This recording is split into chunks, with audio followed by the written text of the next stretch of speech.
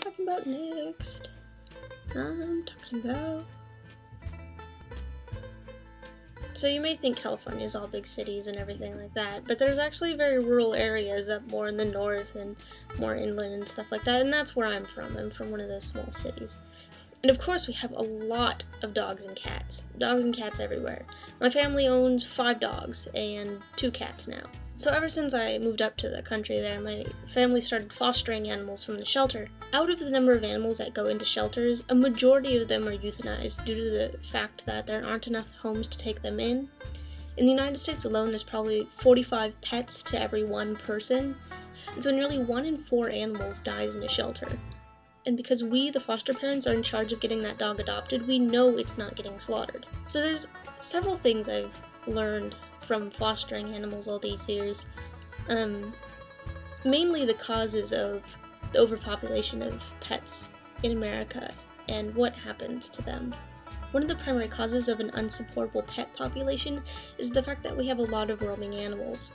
There are a lot of roaming animals, especially in the country, but in the city as well, and those animals are not spayed or neutered, and they have litters, and, you know, a lot of them end up dying early for tragic reasons in the streets, and it's just not the life we want to give to these animals that we have domesticated, taken from their natural habitat thousands of years ago, and taught them how to live with us. And now they're living back out on the streets because we can't control their populations. Abstinence-only education doesn't only not work on people, it also doesn't work on animals.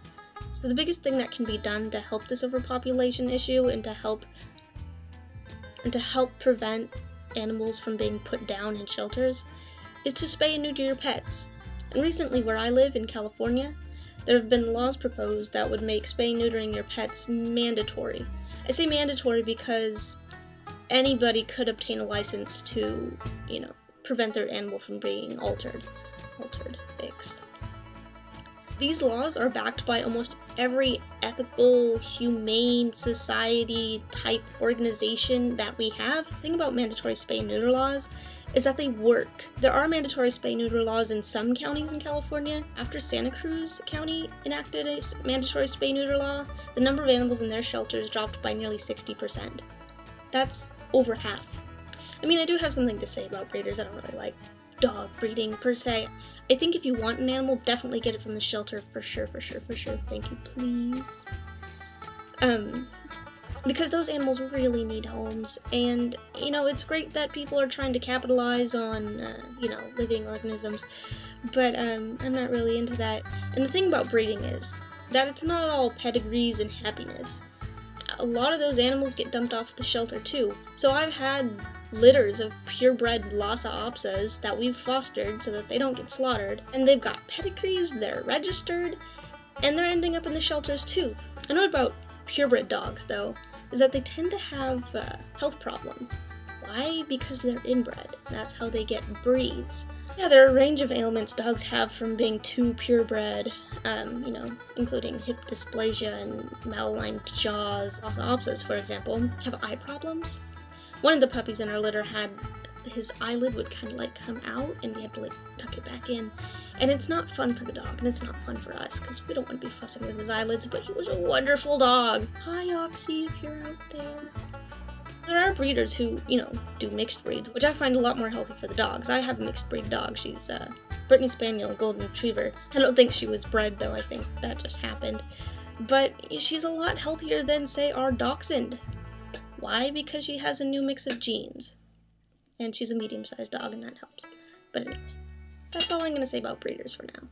Also, another thing that mandatory spay and neuter laws would help prevent is puppy mills. A puppy mill is a place, usually a home, where somebody breeds a huge number of animals to sell as puppies. Usually they do not have adequate space, food, shelter, water, things like that. They don't have medicine, and they just get overpopulated and overcrowded in these homes, and it's a very disastrous place for them to live. Family has fostered animals from these homes, and once again, there's nothing wrong with the animals. They're sick for a little while because they've been in terrible conditions, but they've been brought into this world to sell just as puppies with the expectation that probably people won't keep them very long. Which brings me to my final point. The most important thing we can do to help prevent pet overpopulation is raise social awareness.